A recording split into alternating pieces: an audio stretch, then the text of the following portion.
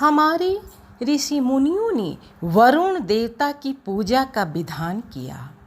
ऐसा करके उन्होंने जल की महत्ता स्वीकार की। करना भी चाहिए, क्योंकि जल ही तो जीवन है। ऐश्वर्य लक्ष्मी चराचर पालक विष्णु के साथ सागर में निवास करती हैं। सचमुच सागर के गर्भ में विविध प्रकार के रत्न और खनिजों का अतुलित भंडार भरा पड़ा है। यही कारण है कि आज भारत सरकार आधुनिक विकसित तकनीकी की सहायता से हिंद महासागर की छाती को चीरकर बहुमूल्य खनिजों को निकालने की योजना बना रही है। गति ही जीवन है। गति का स्रोत ऊर्जा है और सागर ऊर्जा का अक्षय भंडार है।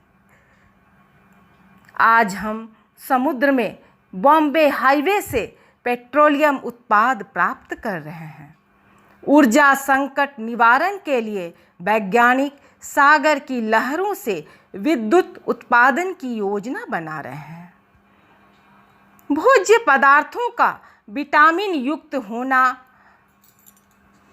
अनिवार्य है और सागर में विटामिन दायक भोज्य पदार्थ मछली का अनंत खजाना है।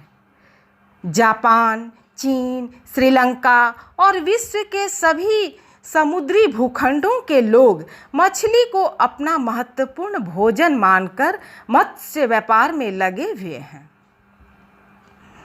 समुद्र सभ्यता, संस्कृति, आवागमन और वाणिज्य के विकास में अहम भूमिका निभाता है।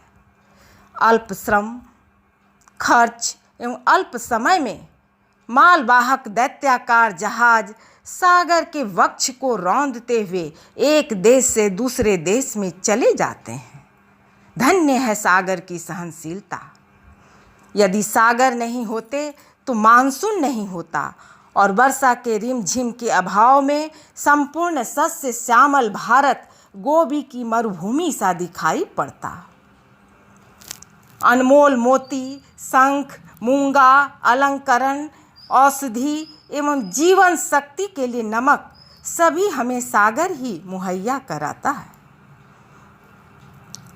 आज विश्व में पर्यावरण प्रदूषण की भीषण समस्या खड़ी हो गई है, परंतु सोचिए तो सागर शंकर की तरह गंदगी का कितना जहर पीता है। अंतरिक्ष यात्रियों को सकुशल अपनी गोद में उतारने वाला भी तो सागर ही है। चंद्रलोक से लौटते समय नील आर्मस्ट्रॉन्ग के दहकते यान के दाब को प्रशांत की तरंगे ही थाम पाईं। विभिन्न देशों के परस्पर संपर्क एवं प्रतिरक्षा के विचार से समुद्र की महत्ता को कौन नकार सकता है। वस्त्र उद्योग के लिए जलवायु का नम होना आवश्यक है।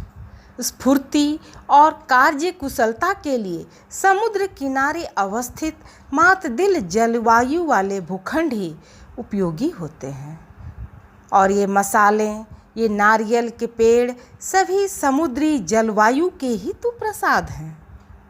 अगर सागर नहीं होता तो कोलंबस नहीं होता, अमेरिका अंधकार के गर्भ में पड़ा रहता और शायद ज्ञान के अभाव में काफ़ी दिनों तक पृथ्वी भी चिपटी बनी रहती।